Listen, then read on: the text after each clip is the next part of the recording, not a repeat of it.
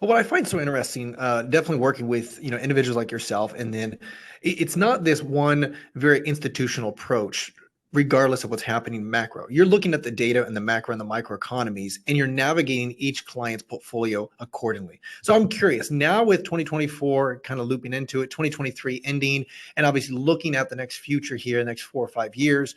What are you noticing, and how are you allocating a lot of the capital right now? What are some opportunistic kind of vehicles? And I know we're going to dive into some other kind of instruments here, but I want to ask, holistically, what do you see in regards to market trends and the data that you're seeing, and for you and your clients, you're taking advantage of? Sure, great question. I think it starts when just differentiating between what I do in terms of working with family offices and really everybody else. When you're dealing with family offices are primarily concerned with managing liquidity, and how you're allocating capital that across liquid opportunities and illiquid opportunities. And the old adage, when you've seen one family office, you've seen one family office, mainly because everybody's got different balance sheets, different risk and return profiles, and it's not as ubiquitous or homogeneous as managing, say, for instance, retail money.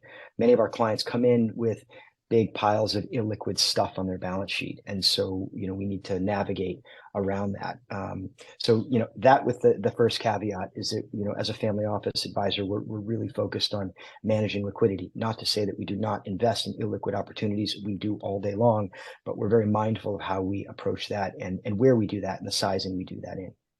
Um, with all that said, it's a great time to be liquid.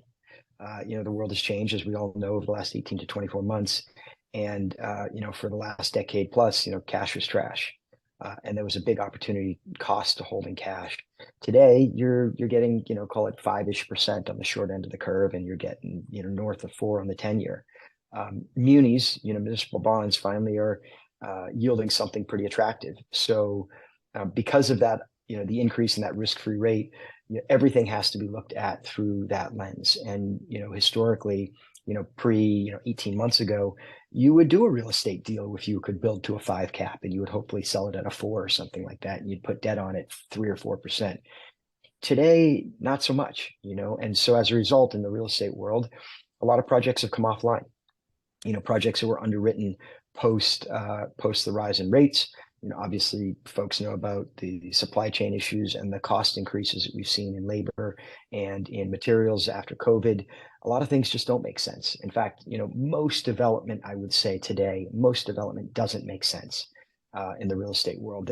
We're focused on some of the more value add opportunities, or being able to come in with some of this preferred equity, or dare I say, some kind of distressed capital, and be a liquidity provider. But it's really hard to make sense of development deals.